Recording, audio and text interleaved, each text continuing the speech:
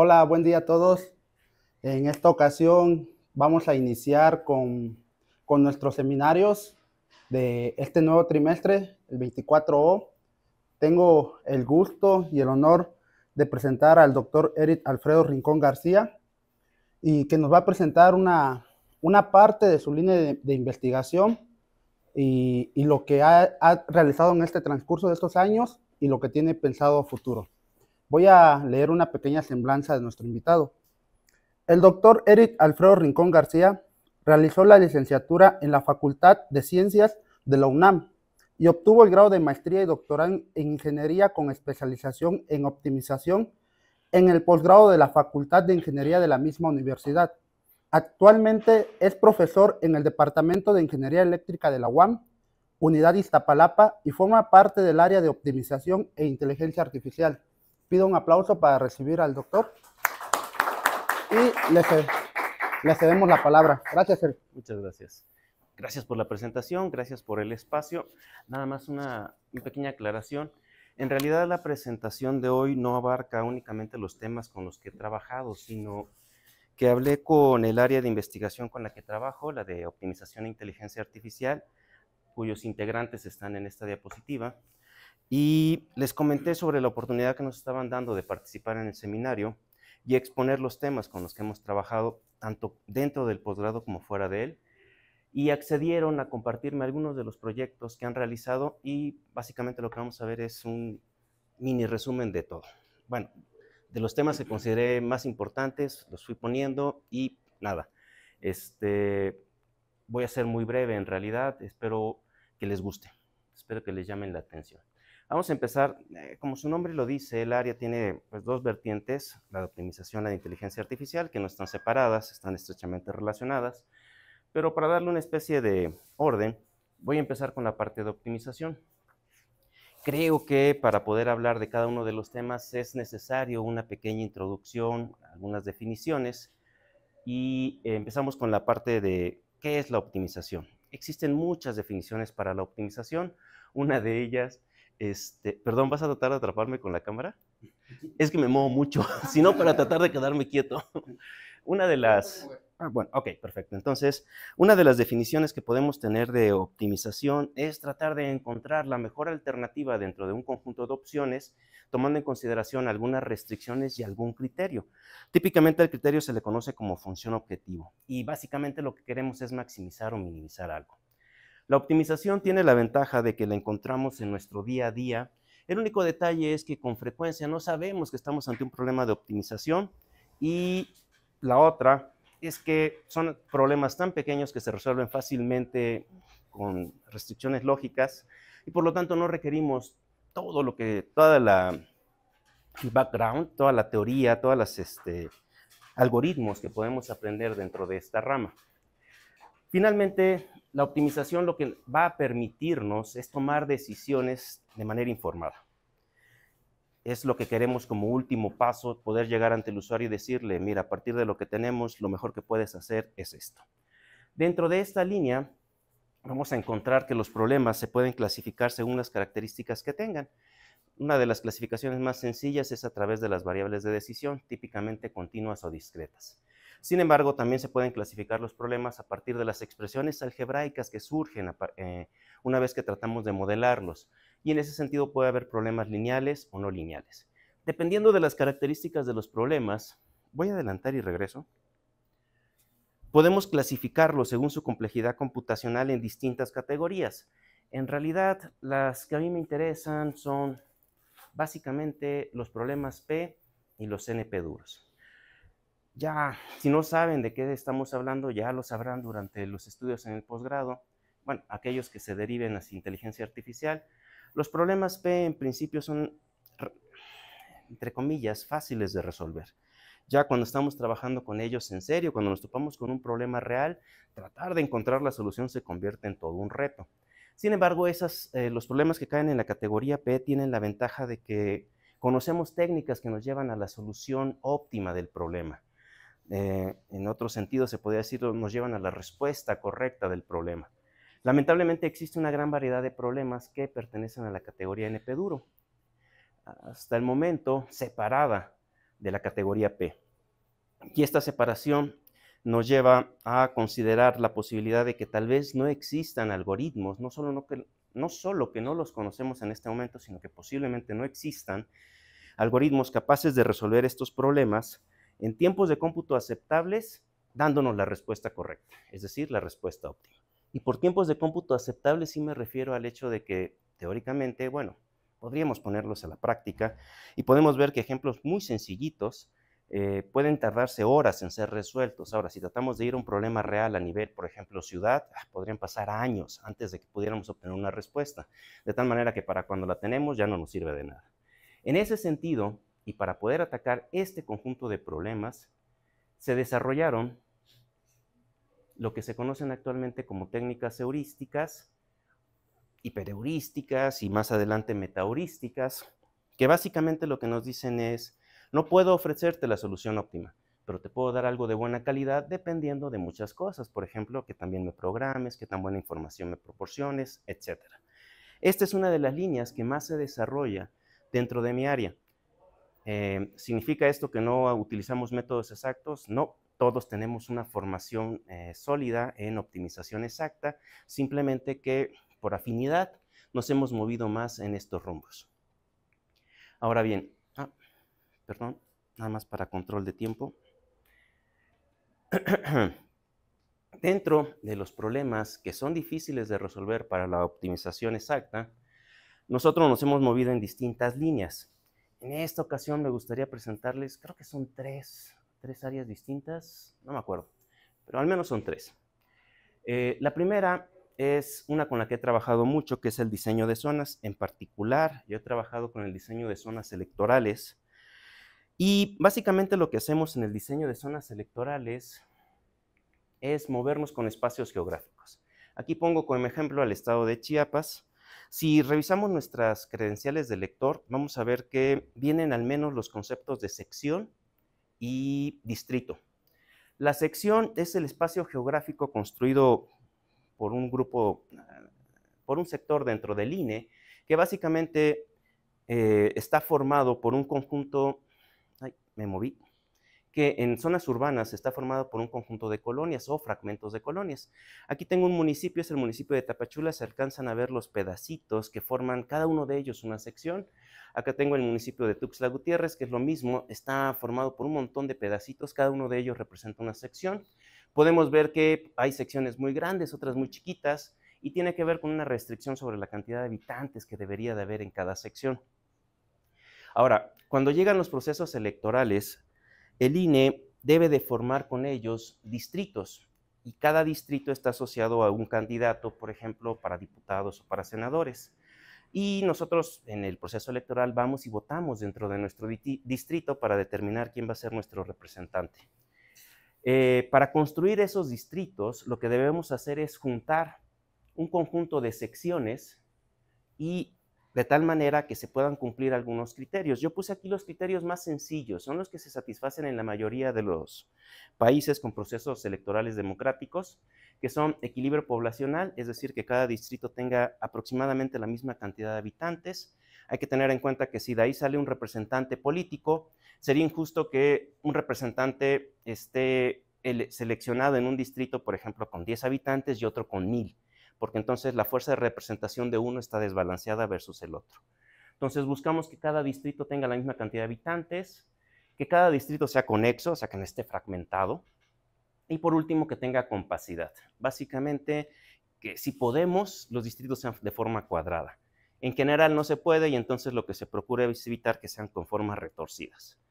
Tiene razones de ser, pero no es el momento. Si tuviéramos esto, un detalle más, para facilitar, el problema es muy complicado, computacionalmente hablando es muy complicado de resolver, consume demasiados recursos, es necesario tener una buena computadora para poder sacarlo adelante, y si tratamos de trabajar con todas las secciones de todo el estado, es peor. Entonces, parte de lo que hace el INE es determinar cuándo un municipio debe correr a nivel de sección o cuándo podemos agrupar todas las secciones de un municipio y correrlo como una pieza de rompecabezas completa. Por ejemplo, de los que recuerdo, aquí está Ocosingo, no está fragmentado por secciones precisamente para que el problema no sea tan complicado y la ejecución de los algoritmos sea un poquito más rápida.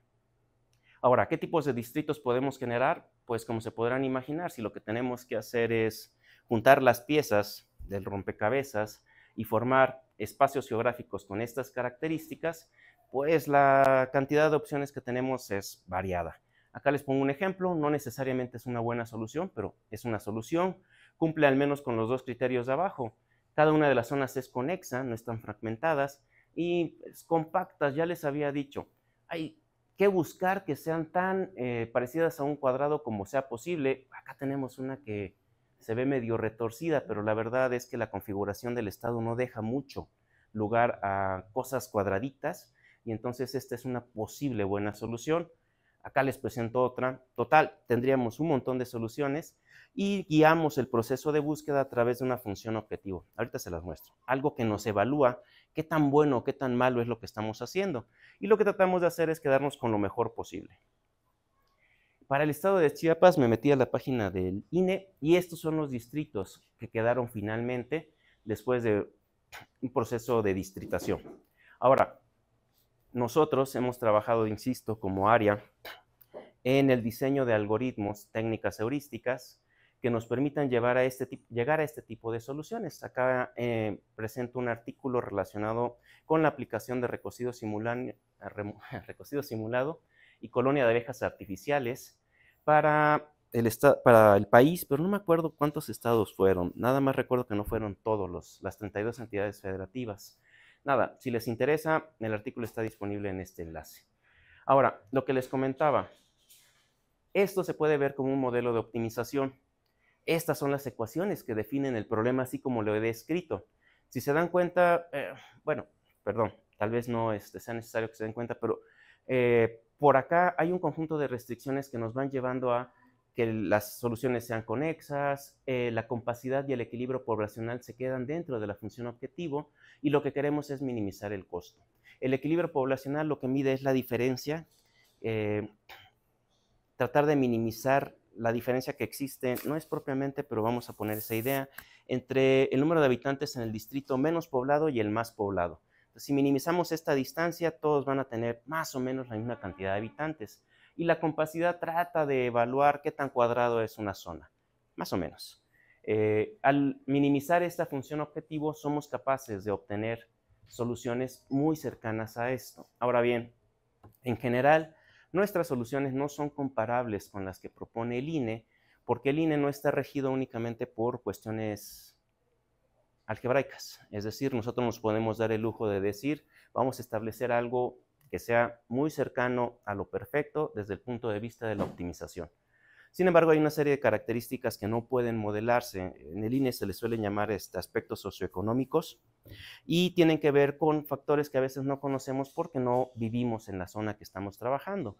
Por ejemplo, en algunos casos mencionan, ok, me gustó tu solución, pero estos dos municipios no pueden estar juntos porque existen conflictos muy fuertes entre ellos. Si van a votar a la misma casilla, va a haber problemas. Entonces hay que separarlos.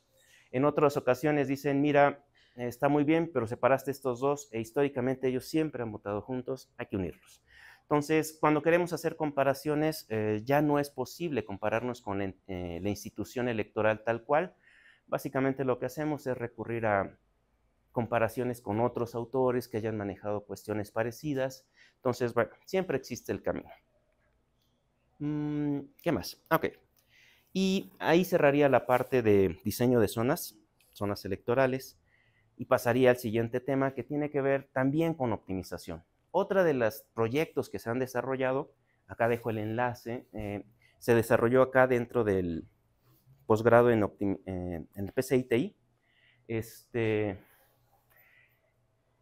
Es uno en donde se aplicaban otra vez técnicas heurísticas, creo que en este caso eran algoritmos genéticos, en el anterior fueron recocido simulado y colonia de abejas artificiales, para tratar de resolver el problema de asignación de horarios.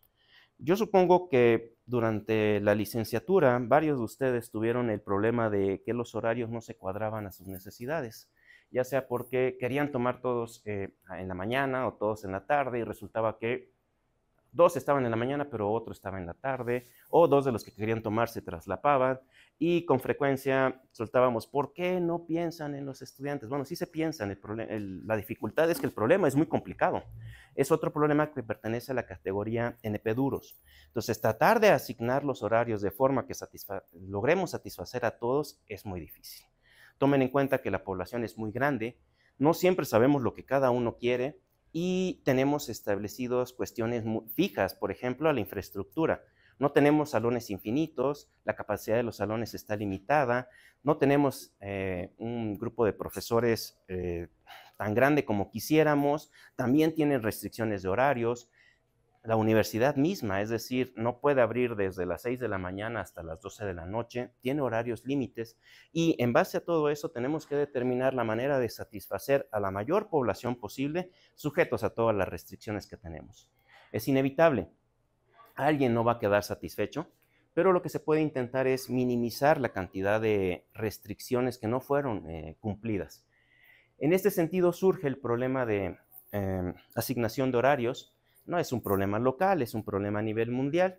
Y hace como 2 años, si no me equivoco, se desarrolló un proyecto, la doctora Alma fue la encargada de dirigir al estudiante, en donde se proponían técnicas heurísticas, insisto, recocido simulado, aunque tengo la impresión de que usaron otras como punto de referencia para ver si la principal, que era recocido simulado, estaba dando buenos resultados, y para ver si era posible o cómo se podrían aplicar estos resultados en este problema. En este sentido, se utilizaron, hasta donde recuerdo, principalmente funciones de prueba. Para optimización, las funciones de prueba o instancias de prueba son muy importantes. En este caso, para el problema de asignación de horarios, existen varios conjuntos de datos asociados a otras universidades, no necesariamente a la nuestra, en donde o con los cuales ya se han realizado incluso competencias para ver quién llega con el algoritmo que es capaz de proponer una solución lo mejor posible. En ese sentido, se pueden descargar estos conjuntos, instancias de prueba, y como existe mucha información al respecto, también podemos compararnos con el desempeño de otros autores.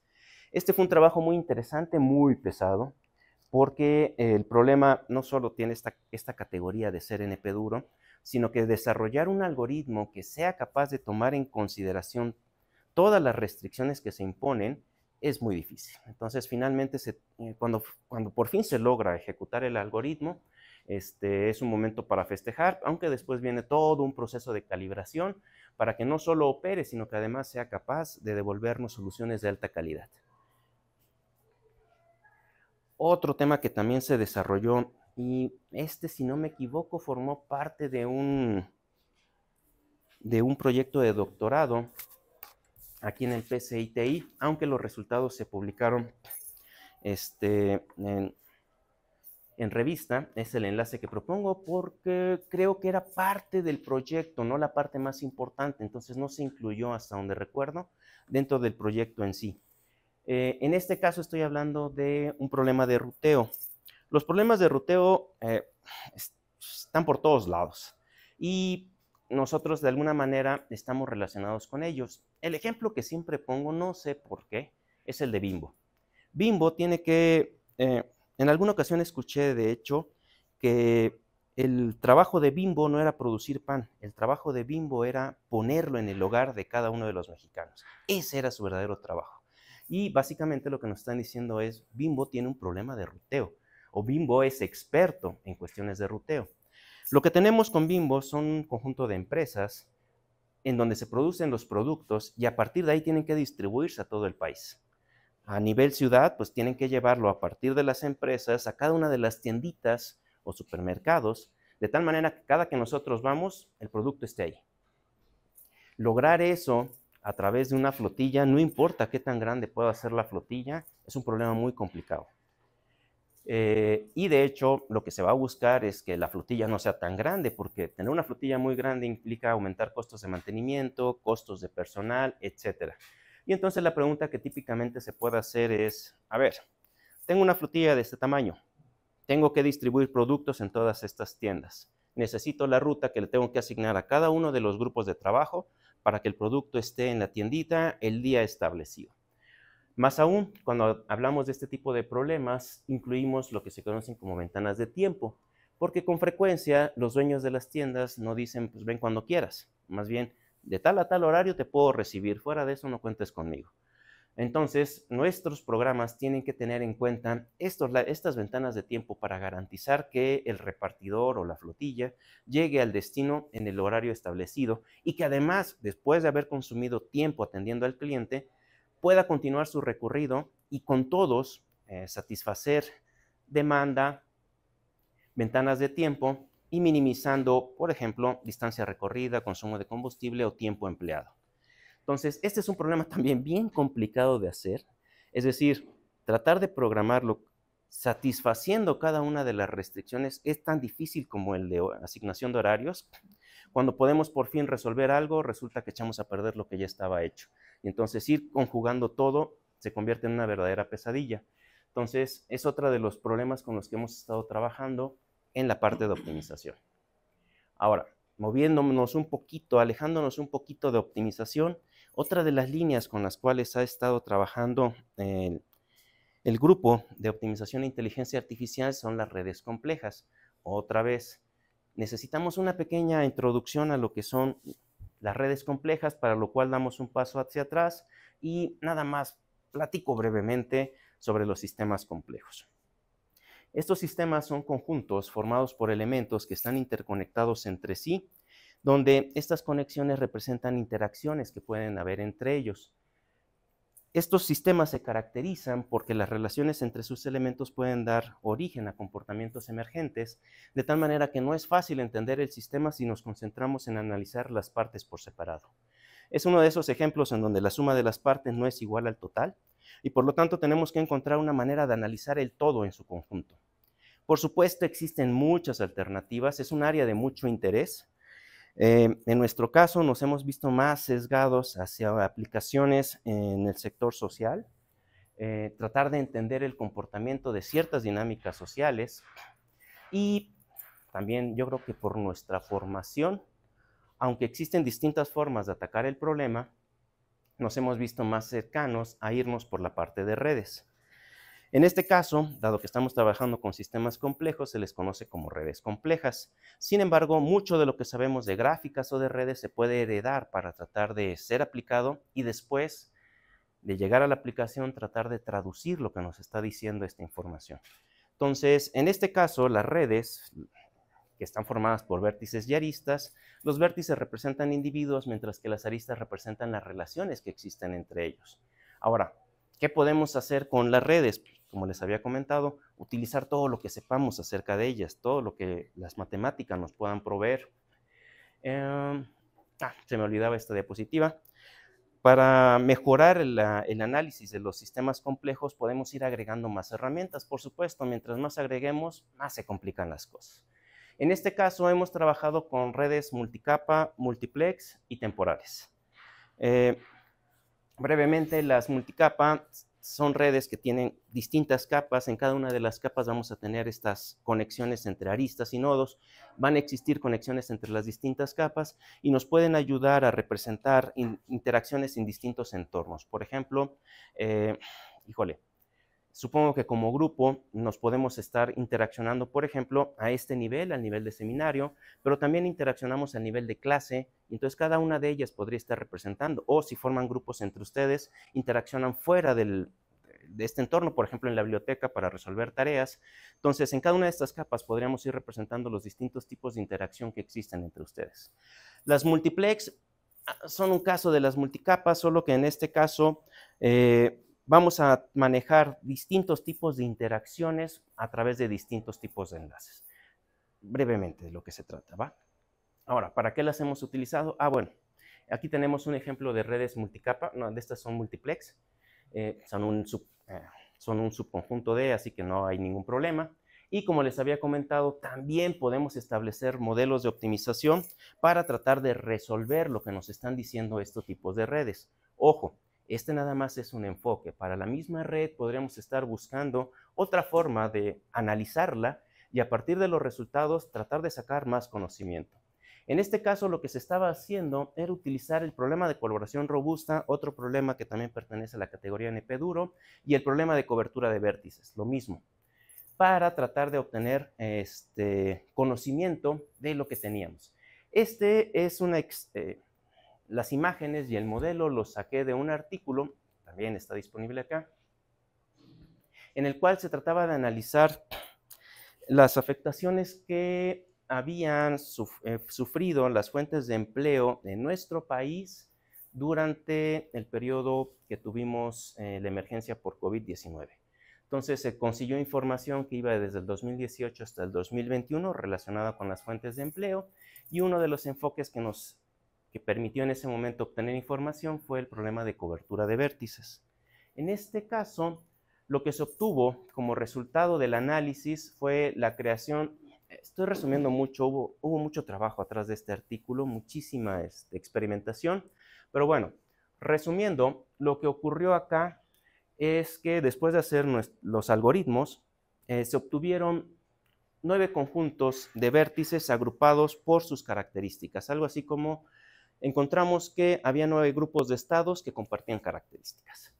Hasta ahí nos lleva el conocimiento en optimización, y a partir de acá es donde empieza a surgir un poco más el trabajo del investigador para tratar de entender lo que nos están diciendo estas herramientas.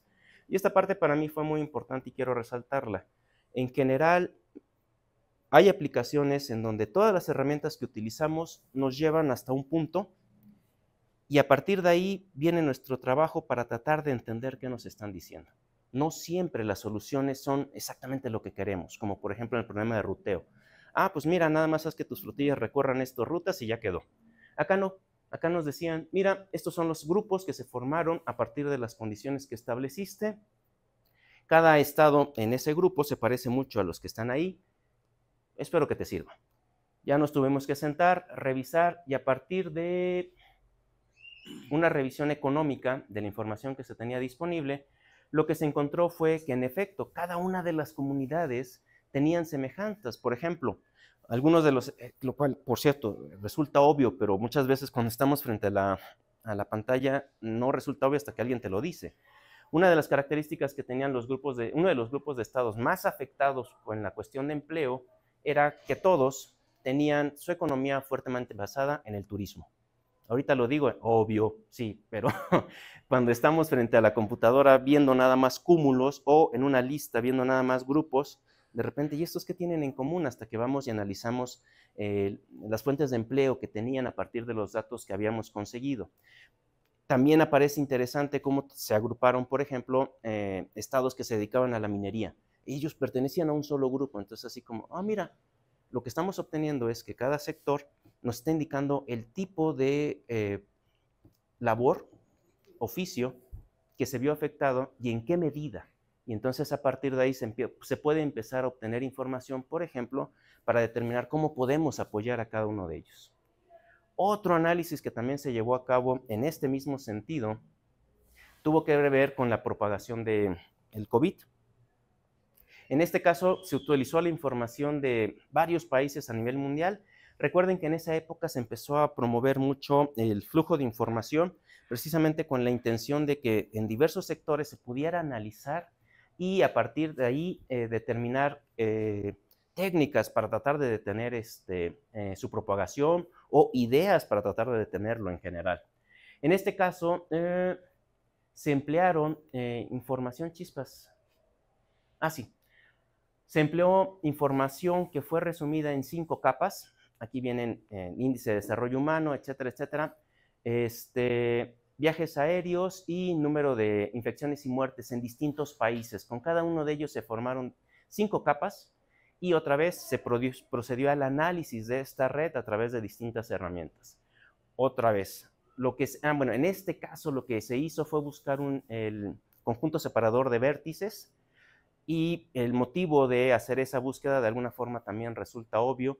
El conjunto separador de vértices lo que va a hacer es romper una gráfica en 2 partes disconexas. Entonces, ¿cuál era el objetivo? Ver si esta idea podía servir precisamente para separar a los países y de alguna forma contener el esparcimiento del COVID. Los resultados, otra vez, de alguna forma fueron como obvios, en el sentido de se aplicó y en efecto, lo que nos arrojó el conjunto separador de vértices fue aquellos países que tenían altas conexiones aéreas, es decir, aquellos puntos por donde fluye mucha gente. Digo, haciendo muy rudos, lo que podríamos decir es, ya cierra los aeropuertos de esos países y ya detenemos la propagación. No va por ahí, pero sí lo importante es ser un poco más estrictos en las medidas. Justo en esos sectores es donde se tiene que invertir un poquito más de recursos para garantizar que si alguien llega en esos sectores es detectado. Y con eso vamos a lograr detener bastante la propagación en este tipo de situaciones. Entonces, bueno, ¿cómo voy de tiempo? Vamos bien. No, ya me tardé mucho. Entonces, y ya por último, entramos en la parte de inteligencia artificial. Ahora, difícil aquí establecer algún criterio, entonces creo que traigo casi tres aplicaciones. Entonces, en la parte de inteligencia artificial es un área tan grande, actualmente se ha desarrollado tanto que es muy complicado tratar de seguirle ritmo.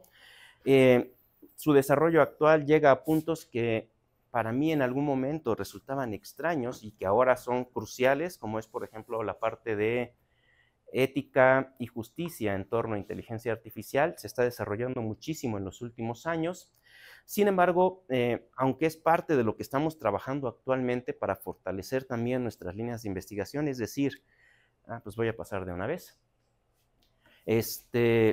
para fortalecerlas en el sentido de tenerlas siempre presentes y proponer como parte del... ya no le puse, bueno. Y para proponer como parte de nuestros proyectos una sección en donde podamos demostrar que en efecto estamos haciendo propuestas éticas y en cierto sentido justas, pues estamos tratando de abarcar tanto como podemos. Sin embargo, en la práctica nos hemos estado concentrando en dos áreas principalmente. Una es la aplicación y análisis de las herramientas de inteligencia artificial y la otra es en el desarrollo de nuevos modelos con vistas a futuras aplicaciones. Aquí se me olvidó poner el enlace al proyecto, una disculpa, pero bueno, lo pueden encontrar, es fácil de localizar, ya debe estar en la biblioteca. Es análisis estadístico para el desarrollo de deepfakes. No sé si sepan lo que es un deepfake. Si no lo reconocen por el nombre, lo más probable es que sí lo reconozcan por la aplicación. Básicamente, voy a adelantarme un poquito. Regresemos entonces a la presentación original. Los deepfakes son eso, una herramienta que nos sirve para poner sobre una persona el rostro de alguien más dentro de un video. ¿Podríamos hacerlo con Photoshop? Sí, pero si recordamos que hay 32 cuadros por segundo mínimo para que se vea continuo, pues va a ser una pesadilla. Y con los deepfakes podemos hacerlo más o menos rápido, solo que eso sí, el entrenamiento es muy tardado, se requieren de máquinas especiales, o sea, finalmente sí es muy costoso, al menos desde el punto de vista temporal. Se han utilizado herramientas de inteligencia artificial como autoencoders y redes generativas adversarias principalmente. Bueno, hasta ahí me quedé, no sé si ya hay algo nuevo. Lamentablemente los deepfakes tienen su lado oscuro.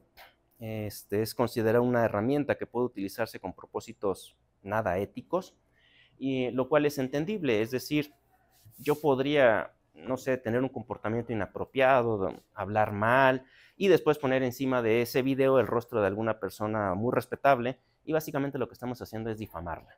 Si difundimos eso en redes y la gente se lo cree, pues ya estamos en aprietos. Entonces, el origen de los deepfakes, lamentablemente, fue más o menos así, con propósitos nada éticos, pero fue muy llamativo. Entonces, aunque no era ético, se empezó a desarrollar con muchísima fuerza. Si ya habían visto videos de este tipo, pues entonces ya saben que sí están por todos lados. Y cuando empezamos a desarrollar este proyecto, yo andaba cada rato con, no es ético, no lo hagamos. Sin embargo, el enfoque que tenían, en esta ocasión estaba trabajando con el profesor Pedro Lara y con el estudiante de posgrado, el enfoque que tenían es, no, espérate, es importante que se haga y que le demos nosotros la parte ética. Vamos a trabajar con esta herramienta, vamos a hacer un análisis estadístico para determinar cuáles son las características que nos ayudan a hacer bien un deepfake para tratar de evitar todos estos errores. Eso va a ser útil cuando alguien le quiera dar un uso apropiado. Es decir, se ve fácil, pero es bien complicado hacer un buen deepfake, es dificilísimo. Y más aún, con todos los problemas que nos vayamos topando, de seguro vamos a ir adquiriendo conocimiento que nos permita detectar cuando está pasando algo inapropiado. Por ejemplo, ahorita que estaba pasando el video, ya no me dio tiempo, pero sí les iba a decir, creo que el rostro está muy bien.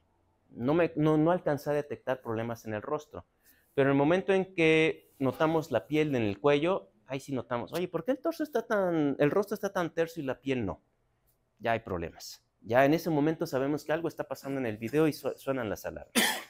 ¿Qué fue lo que ocurrió como parte de este proyecto? Que se empezaron a sacar un montón de, mira, cuando quieras detectar algo, primero empieza a buscar en los segmentos en donde se pone la máscara del deepfake, que típicamente sigue estas secciones.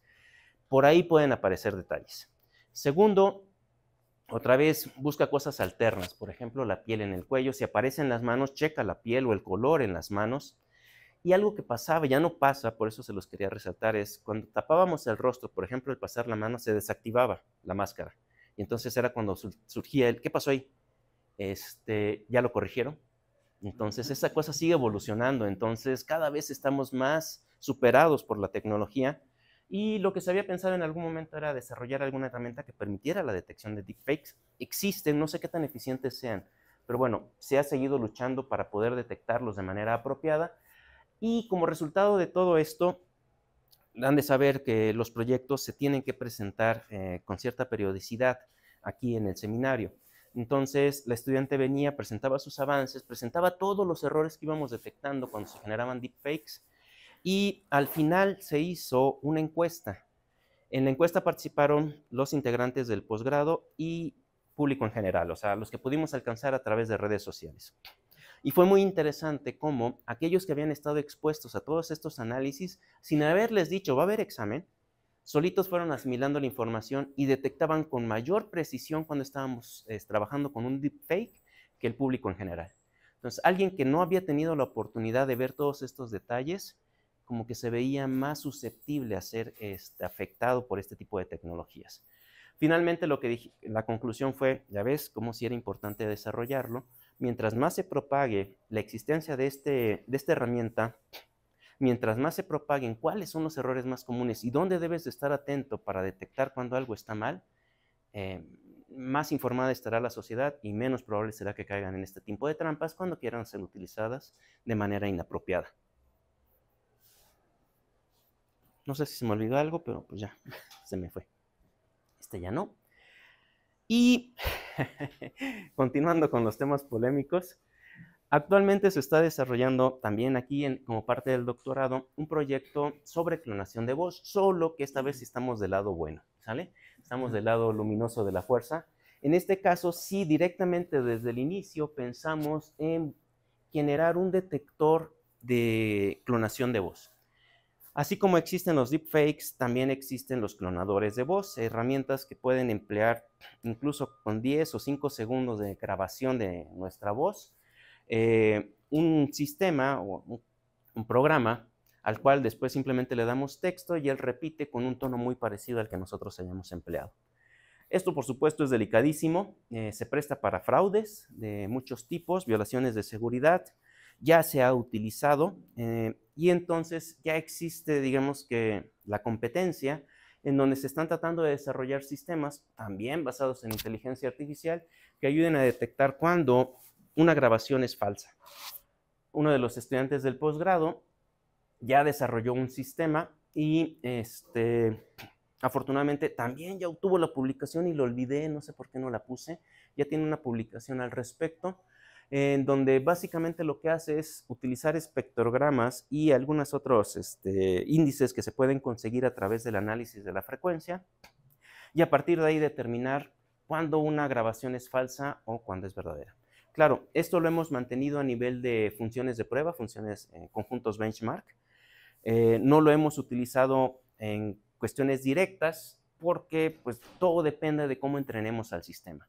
Entonces, se me ocurre, no estoy seguro, pero el puro hecho de cambiar de idioma, por ejemplo, pasar de español cuando el sistema fue entrenado para inglés, podría estar afectando su desempeño. Por ahora, más bien estamos concentrados en tratar de mejorar su desempeño.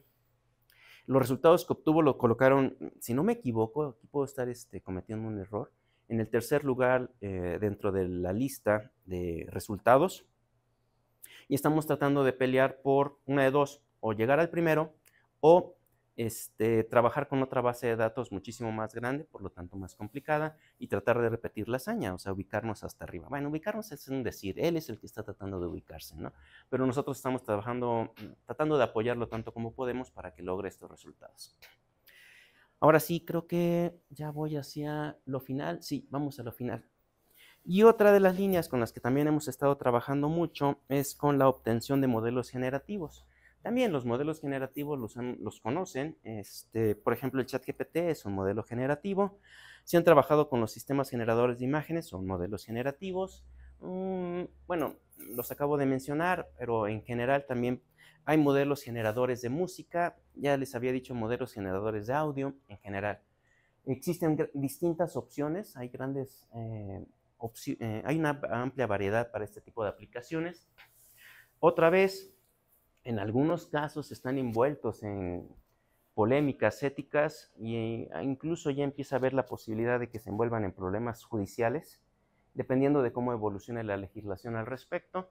Pero nosotros nos hemos movido, ahora sí que dentro del área segura, hemos trabajado con la manera de producir, por ejemplo, melodías, música. Ahorita Rodrigo está trabajando como parte de su tesis en la generación de música, aunque anteriormente ya habíamos trabajado también con Brian en esa misma dirección. Y por otro lado, también los hemos empleado para la producción de texto. En esa ocasión nos habíamos concentrado en la producción de poesía y hemos obtenido resultados interesantes. La verdad es que sí son sistemas que requieren mucho tiempo, dedicarle horas o días de cómputo, análisis, mejora en las bases de datos, mejoras en los algoritmos. Entonces, hemos llegado hasta el punto en donde los resultados son satisfactorios, no súper elegantes, simplemente satisfactorios, pero pues nada, todo un proceso educativo, la maestría en particular, tiene un punto final y en ese momento cerramos y han quedado abiertas muchas líneas de investigación, ¿no? En el sentido de qué pasaría si hubiéramos nada. Mucho trabajo por hacer todavía. Ok, en general, esos son los temas que tuve a bien colectar de todas las propuestas que me hicieron. Si tienen dudas o quisieran saber algo más acerca de toda esta información, por favor no duden en contactar a los profesores de esta área de investigación, optimización de inteligencia artificial. Les dejé sus cubículos porque bueno, para que los puedan ubicar fácilmente. Estamos aquí en el mismo edificio, entonces si algo les interesa, con confianza acérquense. Si los temas que vieron no son exactamente lo que quieren, pero algo cercano, acérquense. Capaz se puede lograr un match entre lo que ustedes buscan y lo que nosotros hacemos, pero nada más es cuestión de dialogar. Agradezco mucho su atención y no sé si tengan alguna pregunta o comentario al respecto, que con mucho gusto tendré. Muchas gracias, Eric. Vamos a pasar a la sesión de dudas. ¿Alguien del público quiere comentar, preguntarle algo al doctor? Sergio.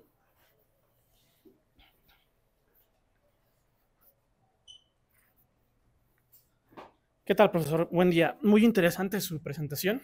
De hecho, bueno, por un momento, digamos, me puse en la posición de mis compañeros que están apenas comenzando y por lo tanto buscando seleccionar alguna parte que sea de su interés para desarrollar un proyecto, lo cual precisamente con los últimos 3 temas que tomó me surgió la duda. Muchas veces se dice que lo más prohibido es lo más llamativo.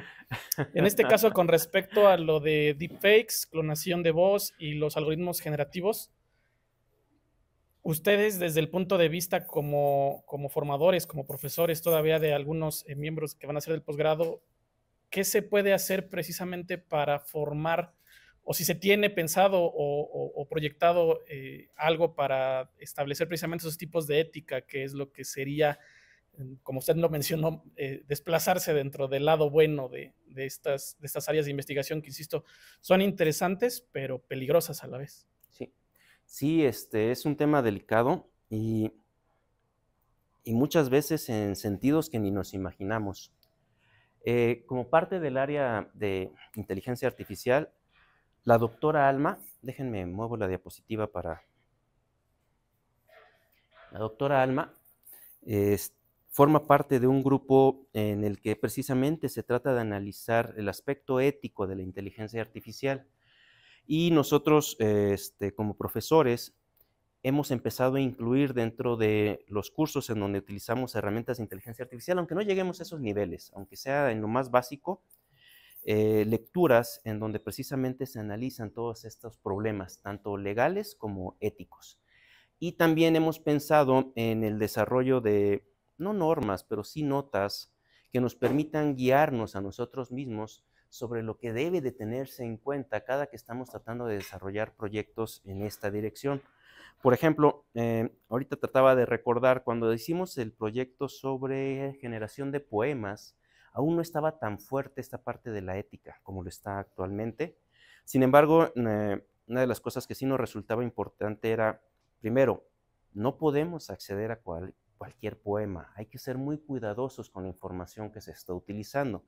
Entonces ya recurrimos a algunos poetas y les preguntamos, oye, primera, ¿puedo utilizar tus poemas? Segunda, no me van a alcanzar. ¿Sabes dónde puedo obtener poemas en donde no esté violando ningún derecho de autor? Y ya me dijeron, mira, hay sectores donde las personas aficionadas, amateurs, a la poesía, vierten sus poemas y estas páginas permiten el uso de esa información. Entonces fue así como, bueno, vamos con cuidado.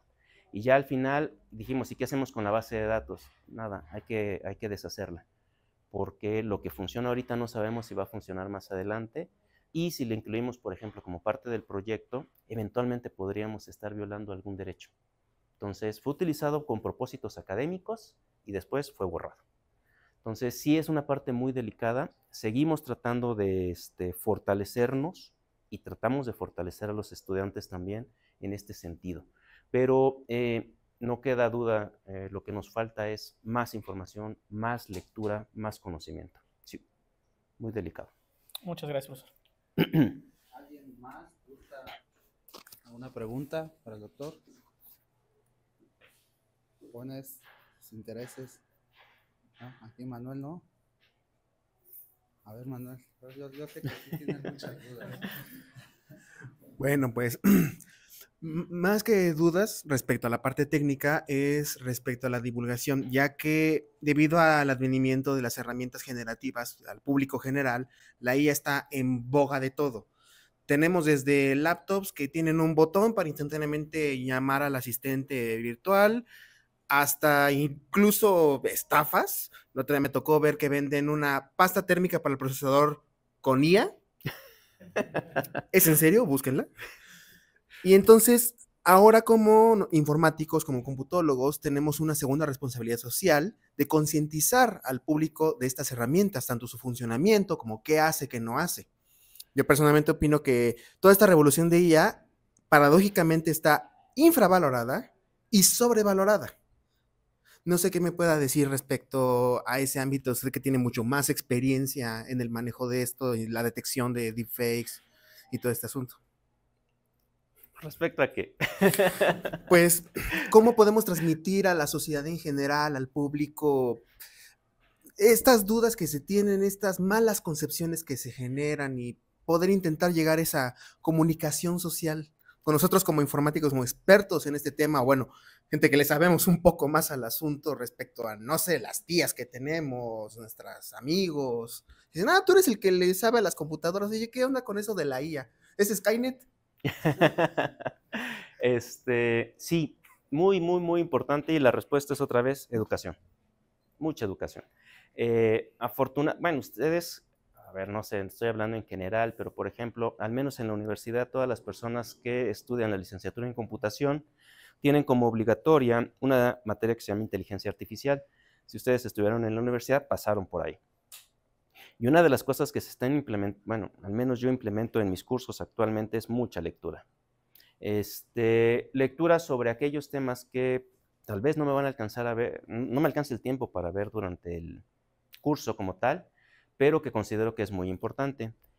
Por ejemplo, en este caso, lo que les he estado los últimos trimestres, lo que les he estado dejando como lectura son un libro sobre ética en inteligencia artificial. Y vienen 8 capítulos, vamos leyendo 2 por cada 2 semanas, y al final los estudiantes salen con una concepción distinta de lo que es la inteligencia artificial. Ven su parte negativa y las partes positivas de manera clara. Otra forma en la que también, insisto, estoy quedándome todavía en la parte de la universidad, es dejarles en claro qué sí es la inteligencia artificial y qué no lo es. O sea, finalmente es un conjunto de códigos o líneas de texto que se van procesando en cierto orden y a partir de ahí obtenemos resultados probabilísticos, básicamente. Ahora, la parte más complicada es dar ese paso. Oye, ¿cómo me muevo hacia afuera? Híjole, es complicadísimo. Incluso tratando de platicar con personas cercanas a mí, familiares, conocidos, que no estén relacionados con el tema, es muy difícil tratar de explicarles qué es la inteligencia artificial. En este sentido, nos quedan todavía opciones como muy claras. Por ejemplo, artículos de divulgación. Rara vez se ven artículos de divulgación donde se trate de poner con claridad qué es lo que sí se puede hacer, qué es lo que no se puede hacer, con qué hay que tener cuidado y qué sí podemos utilizar. Es uno de los enfoques. Otro, talleres. Acá se lleva a cabo cada año el taller, Miguel, ayúdame, Gref. Sí, el Carlos Es Greff. Carlos Greff, donde se invitan a estudiantes de nivel medio superior para que tengan contacto con lo que es la universidad. Creo que ese es un muy buen espacio en donde podemos platicar con los jóvenes, que son los que más expuestos están a esas herramientas, y tratar de difundir el conocimiento. Y ya por último, sería padrísimo que no solo vinieran ellos, sino que también nosotros pudiéramos ir a ellos y establecer talleres donde los pusiéramos en contacto de forma segura y les explicáramos esto sí y esto no, para que sepan lo que se puede hacer y lo que no deberían hacer con inteligencia artificial. Nada, son ideas nada más, ¿vale? No, está perfecto, muchas gracias. Muchas gracias. Eric, yo tengo una sola pregunta. Ay, no, nada más los estudiantes. ¿Cómo garantizas la confiabilidad de tu base de datos? Upa, lupa. No, es una pregunta muy difícil de atender, muy, muy difícil. A ver, por ejemplo, en la parte de ética, ya han surgido compañías que lo único que hacen es análisis estadísticos para determinar que no hay un sesgo en la base de datos. Eso es lo único que hacen, y ya son compañías muy sólidas. Entonces, así como, o sea, para que nos demos una idea de la importancia del problema y la complejidad. Entonces, ¿cómo le hago a partir de datos que me están dando para analizarlos y ver si por casualidad dentro de la información, por ejemplo, hay un sesgo hacia algún sector socioeconómico? Claro, hay que hacer una serie de pruebas estadísticas, pero no me quiero imaginar todo el tipo de análisis que deben de realizar para buscar sesgos en distintas direcciones. Lo más fácil, en general, es determinar sesgo por cuestiones numéricas cuantitativas. Es decir, tengo 100 cosas positivas y 200 negativas, eso es muy sencillo. Y existen herramientas para tratar de minimizar ese sesgo o poder trabajar con él sin que afecte a los algoritmos. Eso ya se sabe. Y es uno de los primeros pasos, analizar la base de datos para ver lo obvio. Sin embargo, existen otras cosas que están ocultas. En el pasado seminario, si no me equivoco, la última vez que nos vimos por acá, Jonathan, que está trabajando conmigo, mencionaba, pues es que según esto ya estaba filtrado, pero nada más porque vi que las cosas no jalaban, decidí revisar una por una y empecé a darme cuenta que había algunos resultados que no eran correctos. Mi base de datos no era confiable. Entonces, ¿cuál es la otra forma? Chispas. Hacer un análisis aleatorio, a ver si de casualidad en el camino te topas con algo que en teoría no debería de ocurrir, y si sí ocurre, establecer algún sistema para tratar de detectarlo. Complicadísima, sí. Un proceso complicadísimo, tratar de garantizar que la base de datos realmente es confiable. Por ejemplo, esa es otra de las cosas que hemos platicado con Jonathan. Todo mundo está generando base de datos. ¿Por qué? Porque quieren citas, porque es divertido, por lo que sea. Pero ¿y quién está haciendo una base de datos bien? ¿Quién sabe? Mi teoría es muy pocos, muy pocos. Muchas gracias, Eric. Pues, si ya nadie tiene más preguntas, voy a continuar y leer un pequeño reconocimiento para el doctor. El posgrado en Ciencias y Tecnologías de la Información otorga el presente reconocimiento al doctor Eric Alfredo Rincón García por su destacada participación como ponente en el seminario 24I del PCIT con el título Optimización e Inteligencia Artificial, Ciudad de México, a 24 de octubre del 2024. Muchas gracias. Gracias. Y con esto damos por terminado nuestro seminario de hoy. Gracias a todos. Muchas gracias, jóvenes.